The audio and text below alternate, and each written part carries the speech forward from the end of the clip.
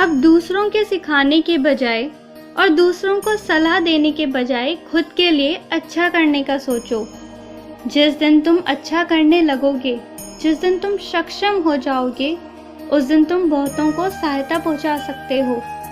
इसलिए मेरे बच्चों का ये प्रथम धर्म और कर्म है कि वो सबसे पहले सक्षम बने, और उसके बाद यदि वो मेरे लिए कोई भी सेवा करना चाहते हैं तो जिसकी भी भूख हो, फिर चाहे वो अमीर हो या गरीब हो, चाहे वो किसी भी वर्ग का हो, उसे अन्न खिलाओ, उसे जल पिलाओ।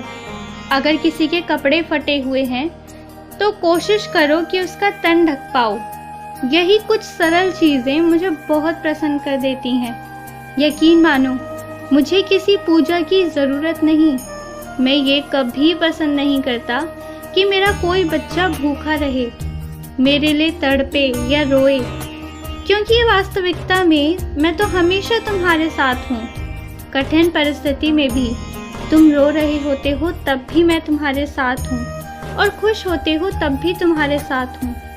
जिंदगी में कभी कभी सर झुक जाता है, कभी कभी हार आ जाती है, कभी कभी दुख आता है, डर आता है, कमजोरी आती है, और यही वो समय है कि अगर तुम तय कर लो कि तुम्हें विश्वास है तुम्हारे साईं पर, तो किसी और के लिए नहीं, अपने बाबा का नाम रोशन करने के लिए वहीं से अगर उठने की चाहत रखो और बस एक छोटी सी कोशिश कर लो, तो फिर देखना तुम्हारी जिंदगी संवर जाएगी।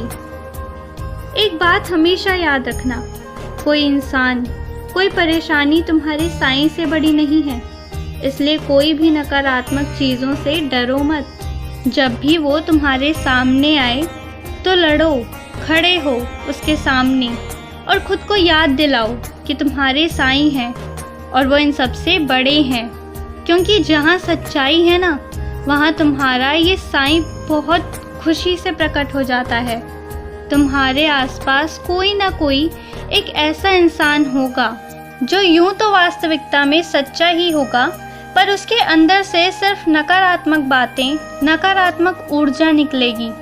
उसे अपने मन में कभी बैठने मत देना। अगर जीतना चाहते हो, अगर आगे बढ़ना चाहते हो, तो एक बात हमेशा याद रखना कि अपने काम को और अपने साईं को बस इतना ही लेकर चलो, और बाकी ज़माने की परवाह मत करो। तुम्हारे आंसू वो मैं देखने आया था, और वैसे ही तुम्हारी खुशियों को भी मैं देखने आऊँगा। तुम बस मुझ पर विश्वास रखते हो तो मेरे ऊपर विश्वास रखो। मेरे कहने पर अपने आप पर भी उतना ही विश्वास रखो।